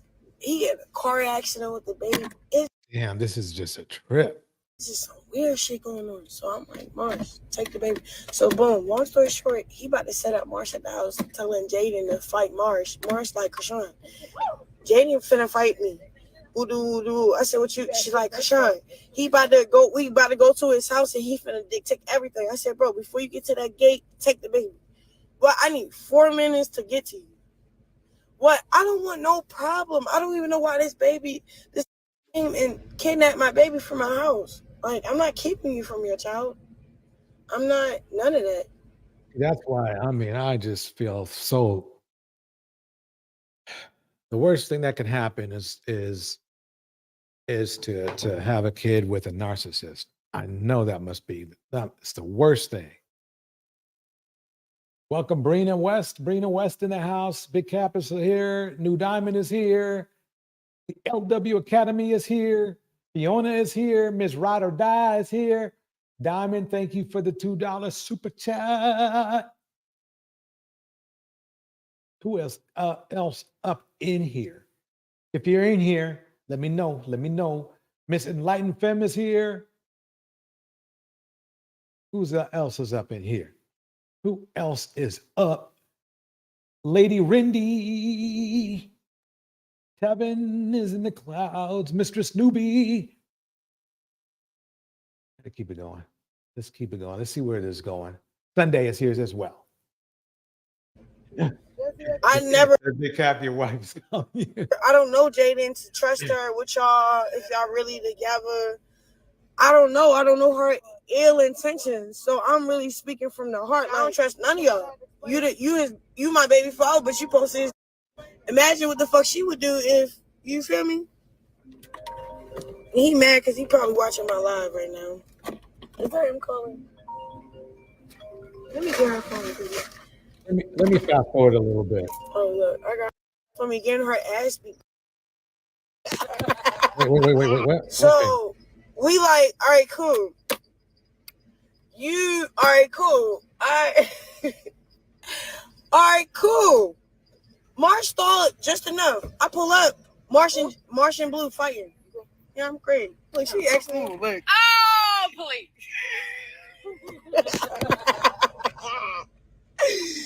So look.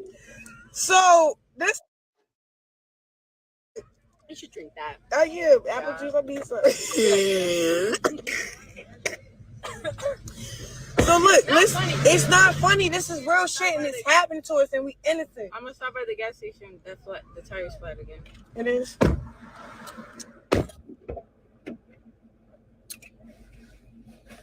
So boom. So we just chilling right now. You don't know where we at. We not finna drive because we a little intoxicated and we want to celebrate. No, see, okay, I didn't want to hear that part. That's not good. Because I don't know what's going on. This nigga said fuck that, so we said fuck him. So boom. Let me get to the story. So I'm like, Jay, Marsh, get his arm. I'm finna get the baby from him. I'm like, Blue, matter of fact, we all finna get locked up and the baby finna be in child support. Like child protective services. She said child support. God. What? I start talking to him like some real nigga shit. What? I know you caught up in the moment. I know you caught up on your feelings. Get in the car. We about to lose our baby and our freedom. Get in the car. Get in my car. He like, Marsh and Jay over there. I said, Marsh, Jay, get the fuck out the car, bro. Come on, yo. Pulled up. Jay and Marsh got my phone, my jewelry, all that. So we in the car, we pull off. Me and Blue pull off with the child. Now we're starting to talk for real. Everything's starting to. He been clear on why his feelings were hurt. He mad that I left the baby. But I'm like, bitch, I left the baby with my family at the house. He like, there's air mattresses, there's this, there's that. My baby has a fucking crib. He was in his crib next to my bitch Marsh that's watching all my nieces and nephews. Yes, it's 5 bedrooms, but I got a lot of nieces and nephews. You know when cousins come over, yeah, you blow up a motherfucking air mattress. We ain't trapping no fucking mansion out. We just doing what we could do. So I moved my sister and her family in her new house. Long story short, it's none of your business. Why are you over here playing with me, playing with my freedom, playing with my baby life? You's a bitch. So while I'm popping my shit, and I'm really like letting like this shit ill, bro. This shit Man, real. wait. Can we get? I need some. Okay. Full faith in that shit. So we're trying to make something straight. Long story short, let you know about the details in a week when I got everything done. So while I'm going through what I'm going through, bro. All right, so bro, so we didn't get past the gate. We pull up. I said, call your baby mother. What? Check and see if she cool. I don't know if the cops went to her house to fuck with her and her kids. I don't know. Where's the And accident? I got. I'm just letting it know, like, all right, so we finna woo, we finna yeah. Like, what's going on? So he like, you're not finna fight her, right? I'm like, no, I'm finna give the bitch a hug because I don't know what's going on. You just abducted my kid, which letting me know is this bitch do what you say because you can abduct her kids any time of day too. So like, she playing her cards right only because she have to. Let me pause this for 1 second. Go to here.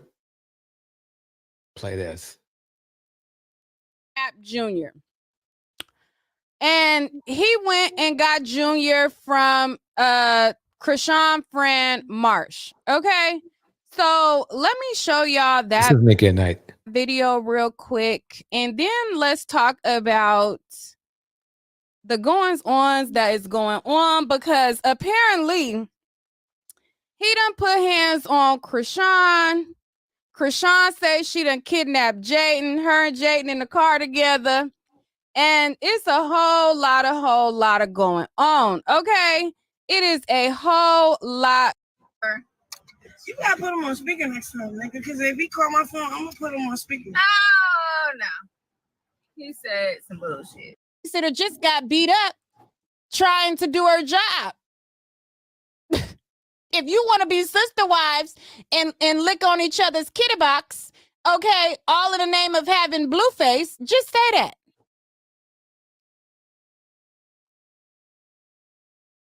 Damn. I'm agreeing with everything. Let's be a whole big happy family. Whoop-dee, like, what to do? It is so. I mean, that's the banditry for you. It wouldn't last long. Let me pause it right there. Let me pause it. But I want to say Break it one down. thing. I want to say one thing. Let's take in mind that Krishan is number 11th child, if I'm not mistaken, out of 12, right? Mhm. So a lot of men catch young girls like that when they're desperate. And they offer them things and the new life. So when you come from absolutely nothing, and they make sure they pick a lot of women, or not the women, young girls who come from nothing and say, hey, I'm gonna better you. And look, I'm whatever his name is, Blueface, and I'm blah blah blah. So they always pick the weakest link. She wasn't raised better. Her mother, was out there doing her, and then was baby after baby after baby after. She Either she is, however how you put it, she's next to the last. So she's 11 out of 12, or she is 10 out of 11. So that's how a lot of women are treated. That's how they pick them. So we may thinking that she should be smarter and better, but no, she was groomed. And then again, when you keep giving them alcohol and whatever type of pills they take or any type of drugs, now their body now has to have it with or without the person there, because now their body have to have it. So especially if you're a narcissistic person, they keep going around in the same loop all the time. They get the gaslight now, the love bombing, and they don't know how to live without them, all the drugs, all the lifestyle, because that's what they gave them. Now, if she would have been older and wiser, but I'm not saying, giving her any passes, but I'm just saying she's still young right now. But if you think about where she came from out there in Baltimore and what she have been through, to her, meeting Blueface is a better life. Got it. Okay. Let's get back into Umar.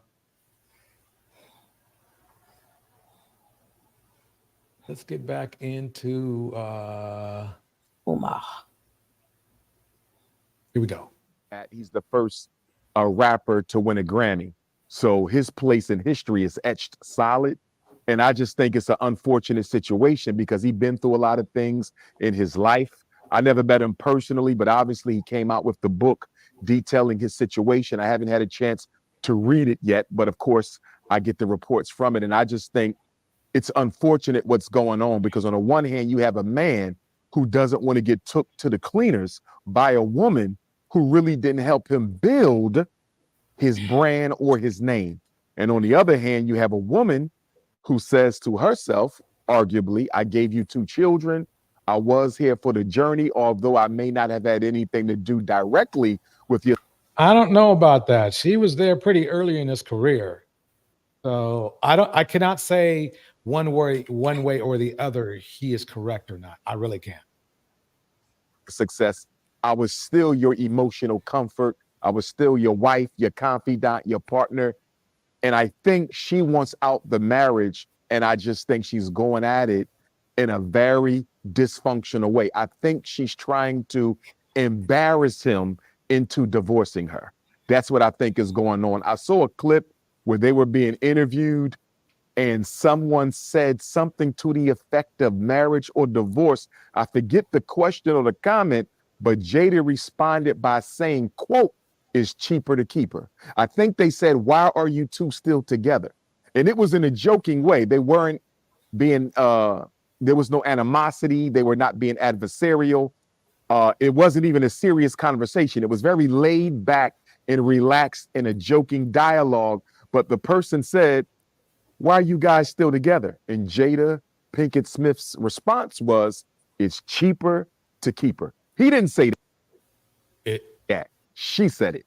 It's cheaper to keep her. I remember. Yeah, but that's a bunch. Yeah, that was myself. It's a bunch of bullcrap, and people speak upon something like Will did not know what was in the book. Will had to okay some of the stuff she wrote in the book, right? So, and then he was promoting the book. He gave her a thumbs up to write the book. So why we keep acting like he's not in the equation? Right. I agree. I think she did all of this, and he just sat there in, I guess, in Dubai and didn't know nothing, right? He sat there. They laugh in our face so much because you can see they are a partnership. They work together, but we keep trying to not us, but people keep trying to tear them apart. But even when a lot of stuff was going down, even with Remy Ma, whatever, none of the men said nothing. You see, Will stepped in for Jada. Nobody's saying that neither. He made sure as all of that was going on, he made his little IG things, and he made sure when that book came out, he was standing by her side, the kids and the family. And even with the Tupac thing, again, because we thinking of Tupac and Will Smith, we're not thinking of Tupac and the Fresh Prince. Two different people. Why do you think Tupac ain't never go up in Will's face? You've never heard Will Smith talk crap about Will Smith. You didn't see him make no record about Will Smith like he did with Puff Daddy and everybody else. Why was Will Smith was off limits? Because he didn't want that smoke with Will Smith. So y'all the people not thinking. I love my Tupac, but even he knew, what y'all see about Will Smith and what Jada told me is two different things. I think I better leave him alone. I better leave him alone. But show me, he may have said a comment here and there, but to the point that we will have to find it. But show me where he went off and called Will any types of punks or anything that we call him. Show me where anybody in the business has ever said that about Will. We can say what we want. We don't know him. But all the people who know him, far as the Fresh Prince or Will Smith, you ain't never heard him say, none of them say none of that about him. Oh, he's soft, or he a punk, or he this, or he's that. You ain't never heard it. So we took on that, and they laughing at us because that's far from the truth. Or maybe people don't want to know that Will is the head. Jada is not the head. Will is the head. But they use her little Baltimore persona to make y'all think that she is the head, but she's not. Yeah, let me spin this right here. Looks like Shantae Every day pregnant. is a blessing from God. Ashanti and Nelly, who first sparked romance rumors back in 2003, are back in the headlines with their rekindled love story. After years of speculation, breakups, makeups, and a long walk across that stage at Versus, Nelly and Ashanti have reignited. Did you ever get married, Nelly? No. And No, they was when they showed the stomach, they was like, put a ring on it or finish it or something. But it was like, the audience is crazy. That's crazy. Their relationship. The couple, known for their discretion, have been spotted cozying up at various events, confirming to fans that they're giving their love another chance. And Ashanti has been seen rocking Nelly's face on her purse. That's how bad she's in love. And now, at Nelly's 11th Black and White Ball, Ashanti and Nelly shared a moment that has everybody talking about Ashanti possibly being pregnant. They were performing some of their greatest hits together, and after one performance, the host was introducing Nelly by his government name and saying that it's about that time that he started using his government name, which to me, the way he said it implied that it's about time that he marry Ashanti. That's what it sounds like he was hinting at. So he had no problem getting her pregnant. That's if she's knocked up. Yeah, if she's knocked up. That's it. But they showed the when you play it, they're gonna show like she had like some type of silver thing there, and he was rubbing it and stuff like that. Let me pull this down so you can see it. Yeah.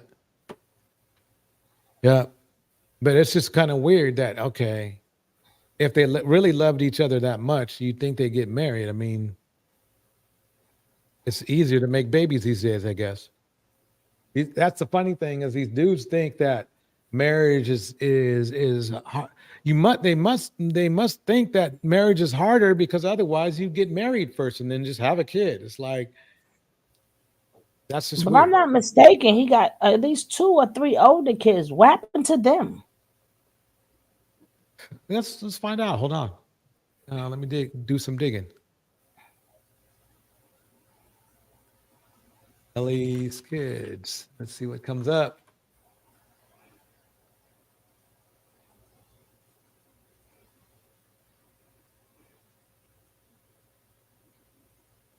Let's see.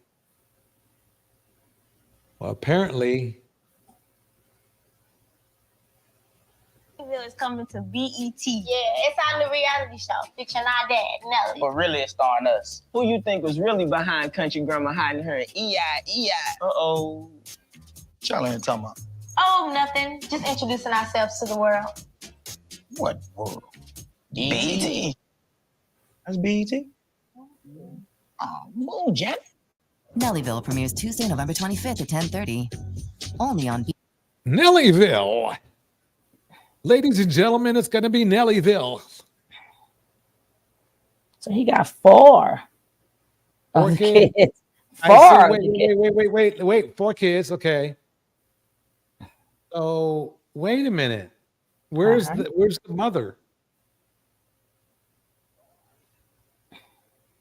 Nelly, let's go into that. Nelly's, come on, James. Nelly's kids' mom.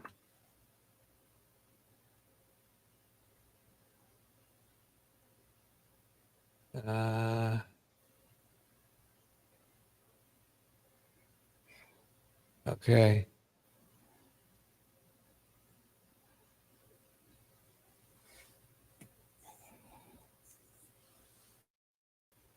What, does he have a wife? This was 3 years ago. So what? Was he married or what? His mother's is what you call it, baby mama. What's his name? What is his name? Ludacris mama, the baby mamas. They got them put off somewhere. What the hell is this? It's my buddy. I can't leave her hanging. It is almost that time. Please vote for us. That'll vote for us, please. What time does the show start? 8. What? 7 Central. I know we heard. Maybe it's Dancing with the Stars. Yeah. That, I mean, I don't know why she did all that other stuff though. Just like Nia Long and Babyface. That hurt me though. Babyface and not Babyface, Deion Sanders and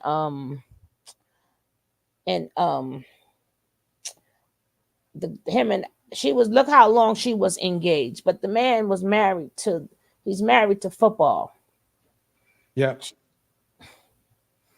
He's married to his kids. He's married with his friend. He's married with his kids and football. He's not gonna stop until one of them take his place. Then he'll be able to retire. Deion Sanders? Mm-hmm. Yeah, well, he's got a kid, and I think him and have broke up. And look how long I was just feeding off New Diamond, because she was like, Nia Long was engaged for 9 years. She was with this man 10 years and engaged 4.